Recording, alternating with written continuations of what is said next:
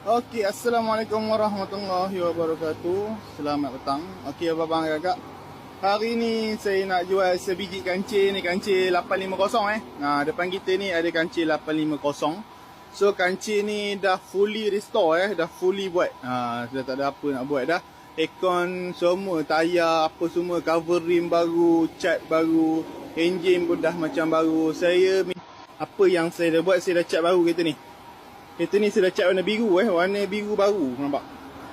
Nombor plate pun saya dah tukar baru. Ni lah keadaan enjin dia, enjin 850.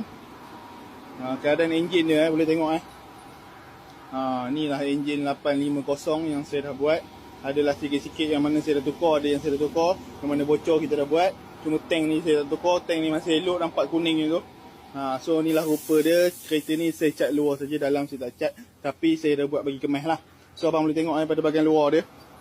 Cantik, kemas, bumbung berkilat macam baru. Mari tengok belakang pula. Ini kancil tahun 2006 ke 2002. 2006 tak silap saya kancil ni.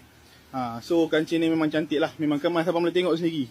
Detail tak detail kereta ni saya dah buat. Berkilat macam baru Siapa yang abang kakak yang mana pandai, boleh tukar lah kancil ni kepada automatik. Carilah gearbox auto kalau nak pandai. Gearbox automatik saya tak sampai 1000 pun gearbox kancil sekarang.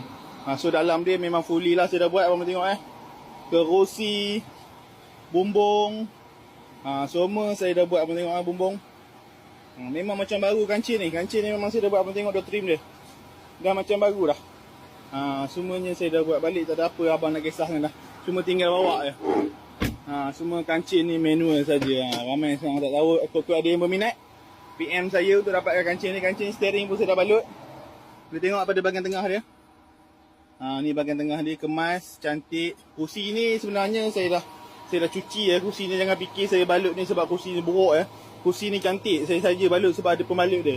Kalau tak ada pembalut dia, saya tak balut pun. Sebab ada pembalut dia, sayang daripada saya buang, saya balut Lagipun kursi tu cantik, biarlah terjaga. So kursi depan ni sama macam kursi belakang.